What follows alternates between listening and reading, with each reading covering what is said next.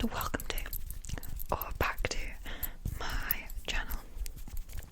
For today's video, I'm doing a video that everyone seems to be doing at the minute, which is 10 before the end. So 10 books that I want to read before the end of 2025, because we are coming up to the last 2 months of the year, which is crazy.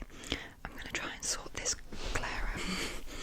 So yeah, 10 books that I want to read before the end of 2025, because we only have 2 months left, which is literally insane. I cannot believe we only have 2 months left. Where's the year gone? But let me know what is on your 10 before the end, or just any books that you want to get read before the end of the year. If I'm being honest, will I get to a lot of these? Because I also do have like a winter / Christmas TBR, and I've not included any of them on here, just for the sake of videos not being boring for you. If I just talk about Christmas books now and then talk about Christmas books in a later video, like that would be boring. So I've come up with a completely different set of 10 books. But yeah, with all that being said, let's get straight on into our video. I have no set order for like how I want to be reading these, like the order of what I want to read them, but I do know that I want to read this one first. It's like the final book on my Halloween TBR, so I'm going to read this book after I finish my current read. And also I'm in a book club, and I suggested this for a book club for this month, and they went with it, so this is also a book club book, so I have to read this one. But this is The Final Girl Support Group by Grady Hendrix. The Final Girl Support Group. I've read a few other books by Grady Hendrix. I've read Horror Store, which is my favourite. I've read The Southern Book Club's Guide to Slaying Vampires, and I've read My Best Friend's Exorcism, so I'm excited to read another one. I really enjoy his books. They're a lot of fun. They're not too scary, although Horror Store was actually quite creepy. But this one I'm really excited about. This one sounds a little bit more like a thriller than a horror, but I'm sure it will have like its usual horror elements in it. From what I know about this one, we are following a group of final girls, which is, you know, like in horror movies when like there's a serial killer or something like that, and at the end there's one girl remaining who's surviving. She's the final girl. So this book is surrounding a support group for like real life final girls, and then they start getting picked off one by one by like their own serial killer who's targeting this final girl support group. And who are we following? Our main character, Lynette. So it seems more like a thriller than a horror, because I think it's then like trying to figure out who the killer is, like why he's targeting them, who's going to be next, that type of thing. But the cover looks really quite creepy, so, and I do really enjoy Grady Hendrix' book, and as I said, this is now my book club pick, so I need to read this one before our next meeting.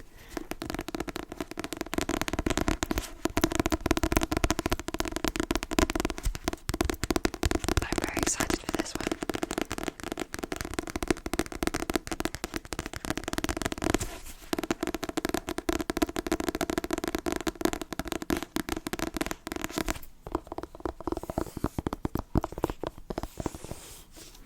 Okay, the next one is slightly rogue.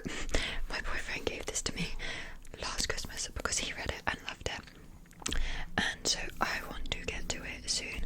I also think it gives the vibe of being like a good wintry read. I don't know why. It's definitely not a cozy book. I think it's going to be very sad, and that is In Memoriam by Alice Wynne. And this was the winner of the 2024 British Book Awards, and it also won the Waterstones debut prize for fiction, I think, last year.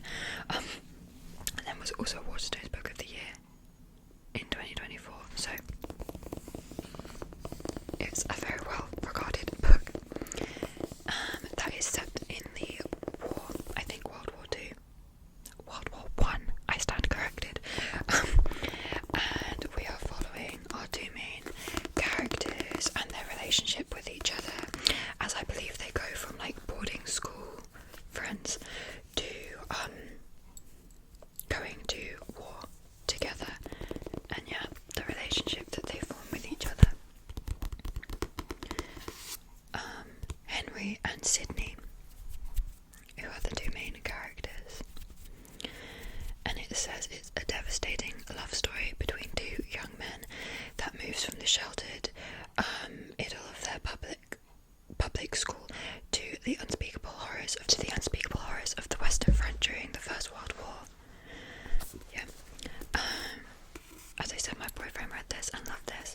One of my favourite books of all time, in my top like 3 favourite books, is Atonement by Ian McEwan, and my boyfriend just read that, and he said that this was similar to Atonement, like a third of the book is set during the war, and he said that this is similar.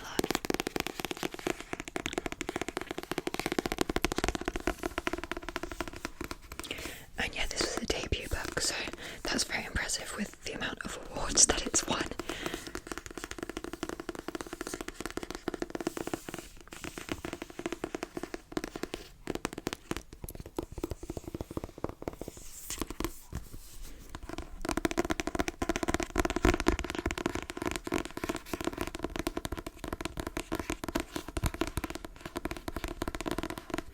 I have a feeling this will make me cry, which to be fair has been why I've been putting it off. But oh, hey Queen, there's our author. She looks very cute. Oh, she lives in Brooklyn and she grew up in Paris and was educated in British boarding schools. She's well travelled. But yeah, this is the second book on this list.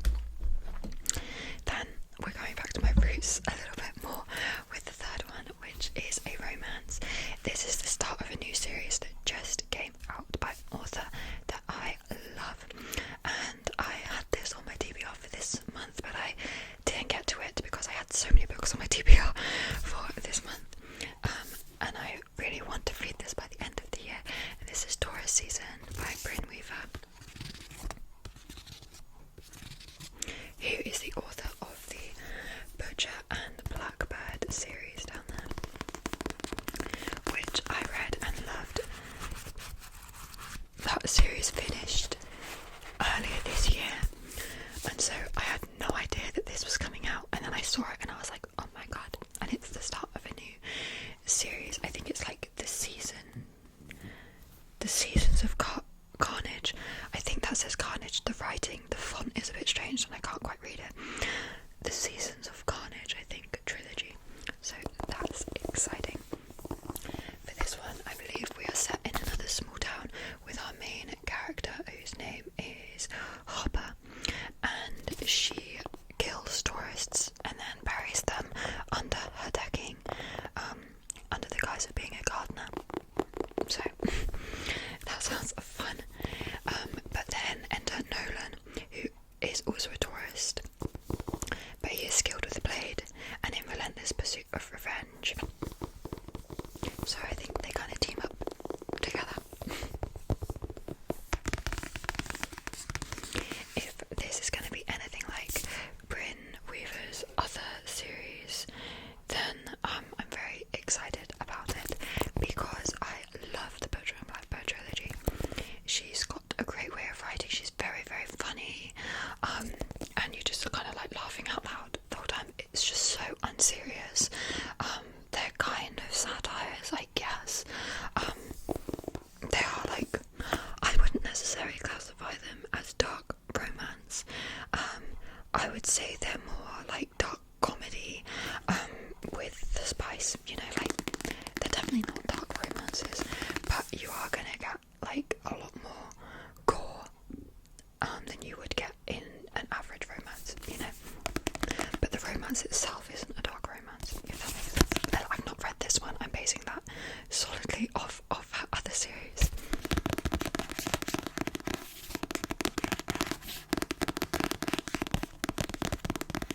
I low-key hate the cover of this though.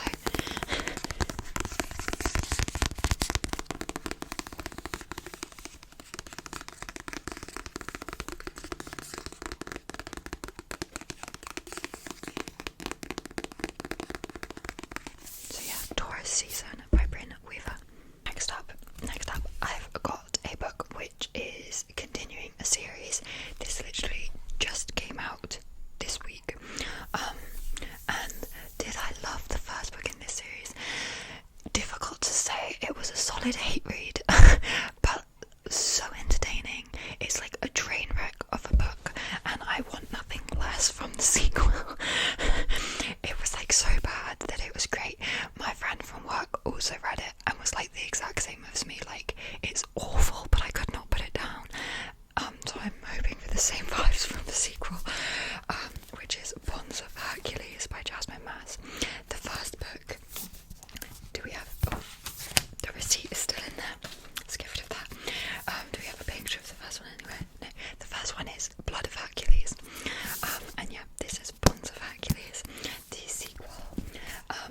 I snatched this up so quickly because it's the signed exclusive edition, and my other copy is the signed exclusive, so I had to get the special edition. I obviously can't talk about the first book of this book, sorry, because it's a sequel, but this is kind of like a confusing setting. So it's like Greek mythology retelling, kind of set in the modern world, but then really doesn't feel like it's set in the modern world whatsoever. But our main character's name was Alexis, I believe. Yeah, Alexis, who basically gets pulled into like this kind of competition between gods and demigods and all that type of thing.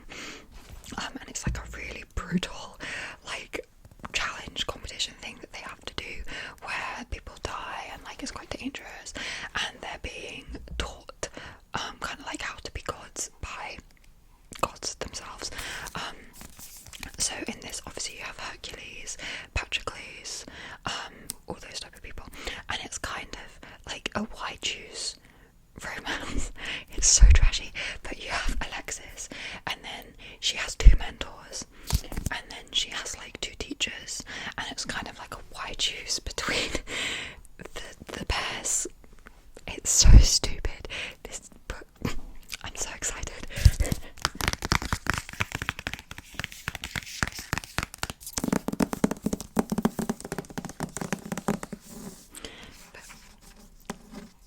Bonds of Hercules. Honestly, I can't even remember how the last book ended, but I know that yeah, we'll be set in the underworld, Olympus, all of it with Spartan gladiators. Oh, there's a Spartan gladiator competition in this one. Oh yeah, I just read something that reminded me of what happened at the end of the last book. Guys, I'm so excited. If you are ever after like just a super trashy romantasy, this series is for you. Like, it's so bad, but it's so good.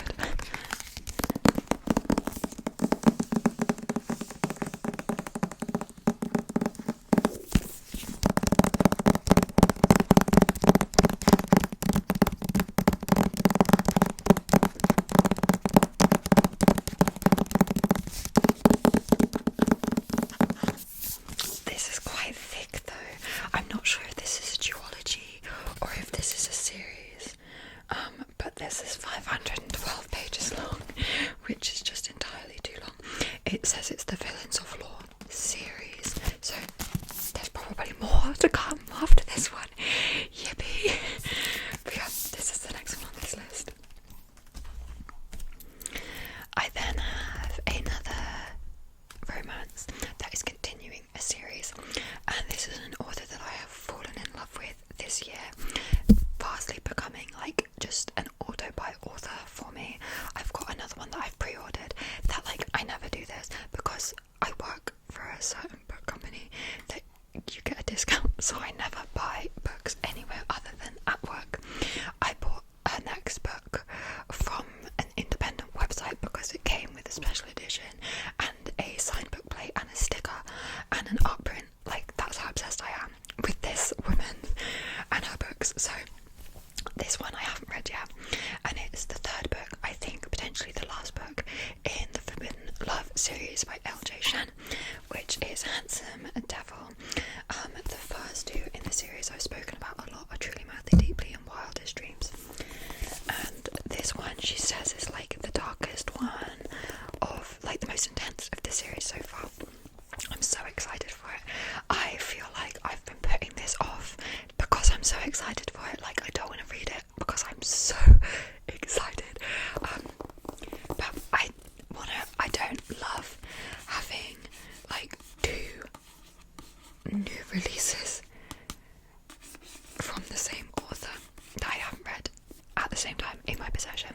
So ideally I would love to read this one before I get the new one, you know. So yeah, this one, despite it being the third book in a series, I 100% can talk about because they are interconnected standalones. This one is following Gia and Tate. So Tate even is one of the friends from like the trilogy. He's friends with the 2 men in this one, but he's kind of like a ruthless, horrible businessman. And Gia, I believe, is his like assistant or secretary, and Tate, I believe, kind of blackmails her into a arranged marriage or a fake marriage, and I'm very, very excited about it. As I said, LJ Shen is just fastly becoming one of my favourite authors. Her books always have got artwork in the front, and they're so good. I highly recommend this series if you like. Again, they're not really dark romances. This one might be. The other ones are just like smutty romances. But yeah, this one says an enemies to lovers forced marriage with strong mafia themes, considerably darker than the other books in this series. So sign me up. I'm so excited. And then it says trigger warnings, all of them. I'm not kidding. Okay, I'm so excited.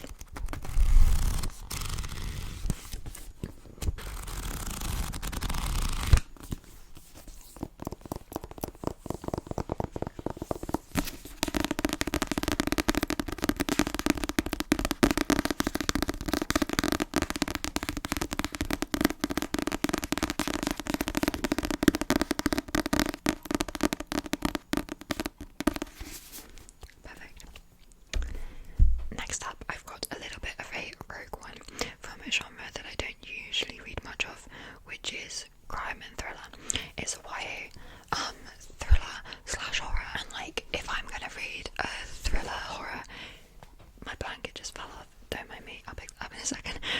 Then it's gonna be YA, and I'm very excited for this one, which is Let's Split Up by Bill Wood.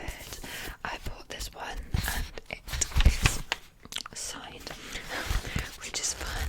There is a sequel to this that's just come out, but yeah, I just find YA thrillers so fun. I don't know why. I much prefer them to adult thrillers. Maybe because the stakes are like slightly lower, I don't know, or the characters are just always so stupid. But I love them, so I'm very excited. I believe this one is kind of like a Scooby-Doo vibe thriller. So when hot it couple Brad and Shelley are brutally murdered in a manor on the edge of town, a group of friends investigates. A theory spreads around the town as fast as the fire on the day of the killings. The old ghoul who haunts the house after his own murder has finally taken revenge. As Cam, Jonesy, Amber and new girl Buffy search for clues, the rumour feels closer to the truth than the ever-dead thing possible, and as they enter the derelict building themselves, the idea of splitting up to find evidence will prove to be the best or worst decision of all. I'm very excited for this one. Let's Split Up. I can't remember what the sequel is called, but I don't quite think it's out yet. I think Bella's currently promoting it. But yeah, I'm very, very excited to read this, and like maybe if I read this at the start of November when it's still like, you know, kind of spooky season.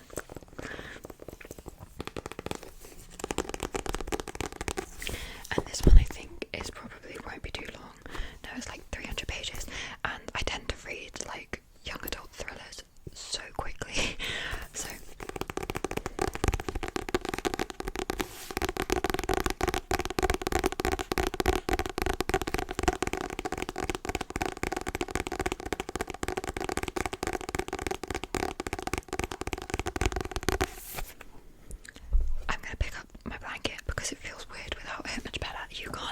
see it, but like it's nice for me to know it's there. Okay, the next book is a book that is an Illumicrate book, and this is the first Illumicrate book that I received this year, and I think it sounds incredible. Someone I know has just finished it and says it's so good, and I know I need to read it for work for some reason that I don't think I can say, but that is Hit Myself in the Face. Water Moon by Samantha Soto Yambao, which this book is just absolutely stunning. I also think this looks like it's going to be the perfect like wintry vibe read, and I'm so excited. This like isn't at all like the Polar Express, but for some reason like the blurb and the vibe of this book just gives Polar Express. It's so pretty. I will read from the blurb of this because I haven't read the blurb in quite a while, but I know we are set in a pawn shop in Tokyo to start with. So on a back street in Tokyo lies a pawn shop. Wow, I'm so good.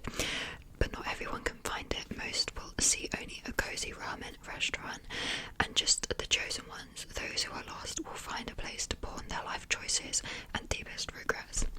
So I haven't read Before the Coffee Gets Cold, but it kind of gives me like that like whimsical magical realism vibe.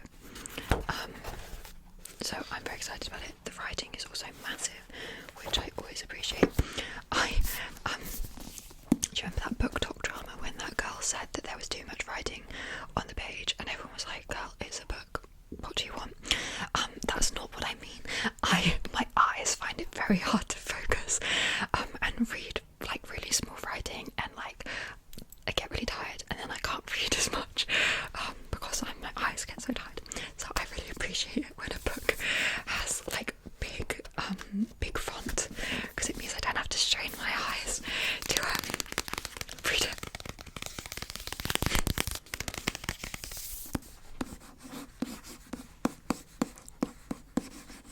Water Moon. So I'm just very excited to read this. As I said, this is an Illumicrate book that I believe I do keep the cards in them, so I can tell you, yeah, it was from January of 2025. So this is the oldest Illumicrate book that I have from this year. And so I am just very excited to read it. It feels like it's going to be like a very cozy, beautiful, enchanting read. This is also quite high up on my list, I think.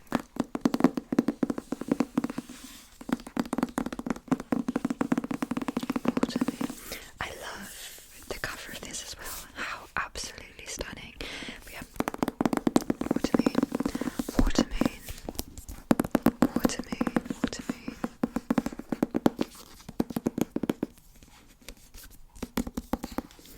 Oh, this is why it gives me Polar Express vibes, by the way. There's a train. That's literally it. I'm a simple woman. Okay, next up is the last romance on the list, and again one that I bought quite recently and I'm very excited for, which is Learn My Lesson by Katie Robert. I've never read a Katie Roberts book before, and so I'm very excited to start with this one. I've got like the special edition, which has got like author annotations in it, which I've never read anything with like annotations from the author before, so I think that sounds super fun and like a unique way to experience a book. I believe this is similar to Blood of Hercules that we were talking about earlier. I think this is a Why Choose Greek mythology retelling book that is surrounding Megara, Hades, and I can only assume Hercules, but it doesn't actually say that on the back, but we can assume. But it says, a single night with Megara and I'm willing to do anything to save her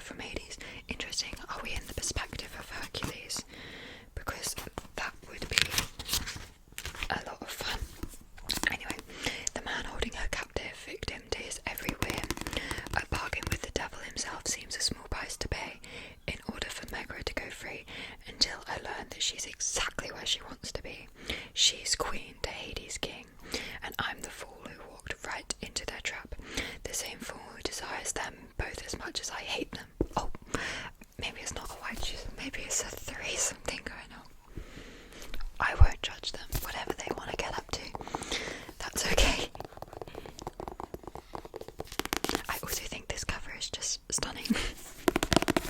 Something that's hilarious about this book as well, again as part of like the special edition, it's got a like kink questionnaire at the back, which is just the stupidest thing ever.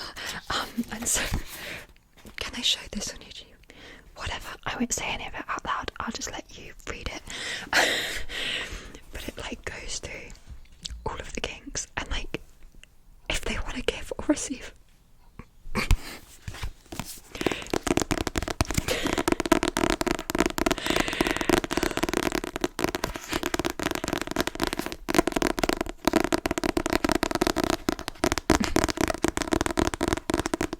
People I work with watch these videos, guys.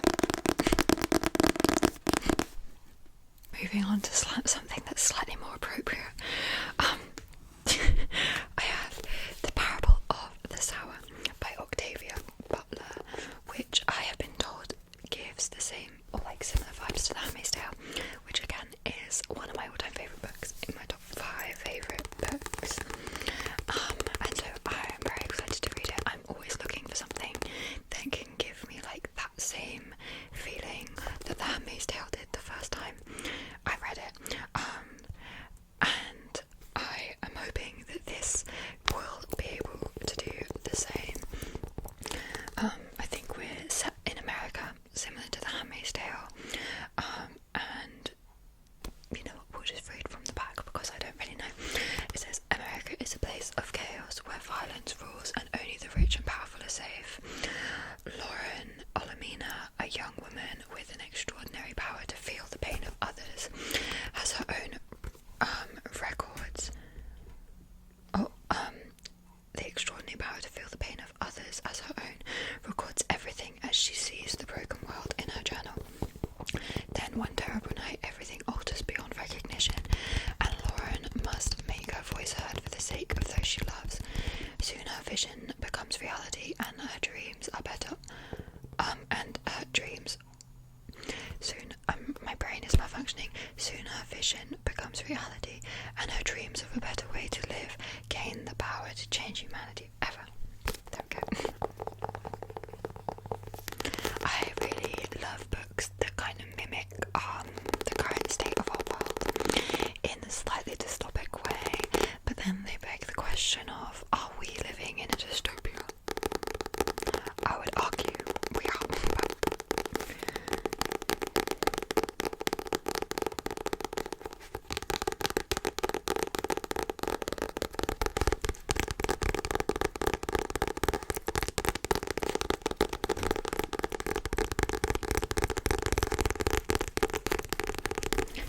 this is also a series as well. There's Parable of the Talents underneath at the bottom, so potentially this is a new series I could get into as well.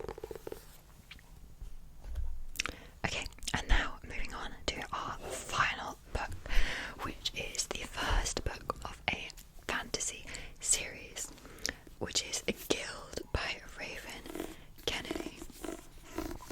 I believe this is a Rumpelstiltskin retelling.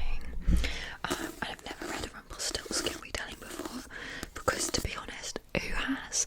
But I'm excited.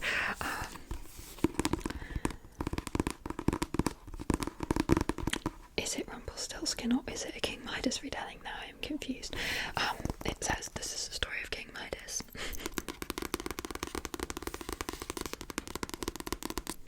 What am I thinking of then that literally is a Rumpelstiltskin retelling? Guys, I have no idea. Okay, I'm confused. The Golden King with his palace of riches, and me, the girl he